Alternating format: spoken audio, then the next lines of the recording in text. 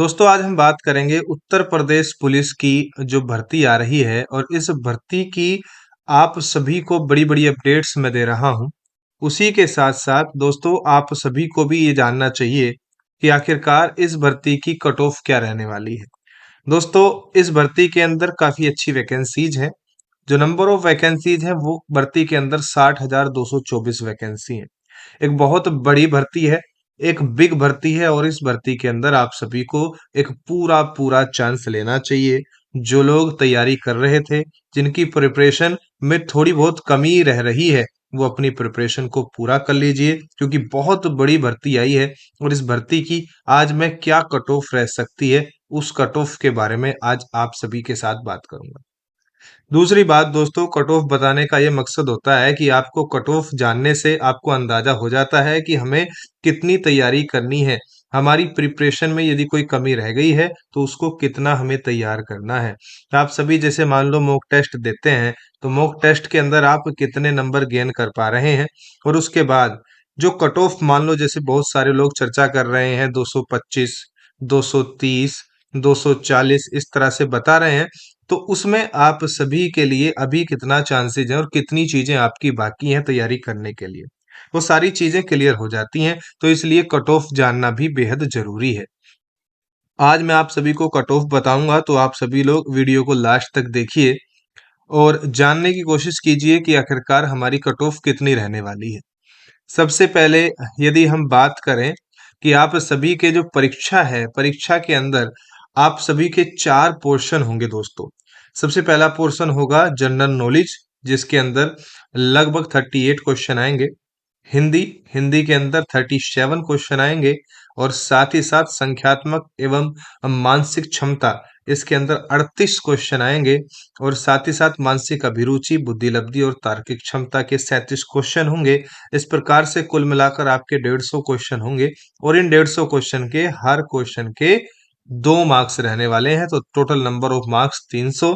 और उसी के साथ साथ एक चीज और आप सभी को बता देना चाहता हूं, इसका भी आप ध्यान रखिएगा दोस्तों, निगेटिव मार्किंग। दोस्तों निगेटिव मार्किंग भी है और ये है पर क्वेश्चन 0.5 मार्क्स की। यानी कि यदि आपका एक क्वेश्चन गलत होता है तो आपका आधा नंबर कट जाएगा। लेकिन फिर भी ये 1/4 की निगेटिव मार्किंग बोलते हैं इसको। इससे इतना ज्यादा कोई नुकसान होता नहीं है। मान लो आपने तुक्के मारे 4, 4 में से यदि आपका एक तुक्का भी ठीक हो गया ना दोस्तों तो आपके जो नंबर्स हैं वो न्यूट्रल हो जाएंगे, ना बढ़ेगा ना घटेगा। क्योंकि दोस्तों एक ऑप्शन के एक क्वेश्चन है उसमें आपको 4 ऑप्शन मिलते हैं। तो यदि आप 4 क्वेश्चन में तुक्का भी मारेंगे तो एक क्वेश्चन ठीक होने के चांसेस बहुत ज्यादा होते हैं। ठीक है, ये चीज हमने जानी। अब हम जानते हैं कि आखिरकार आप लोगों की कट ऑफ कितनी रहनी। दोस्तों सीधे चला आता हूं आप सभी का ज्यादा टाइम ना वेस्ट करते हुए। आप सभी की जो कट ऑफ है वो कट ऑफ कितनी रहने वाली है, सीधे उस कट ऑफ के ऊपर बात करते हैं। ठीक है, आप सभी को कितनी कट ऑफ का सामना करना पड़ेगा।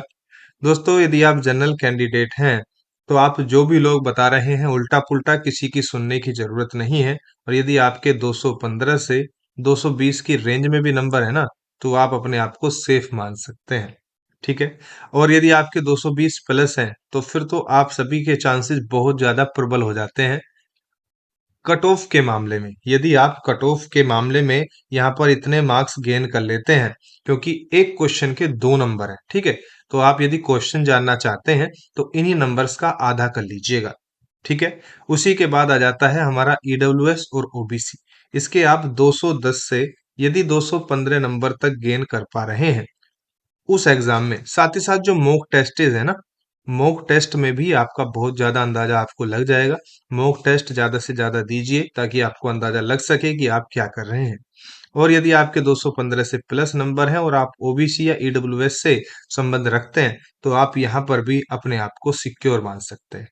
ठीक है, अब आ जाती है हमारी एससी कैटेगरी की बात। एससी कैटेगरी में आपको कितने मार्क्स चाहिए।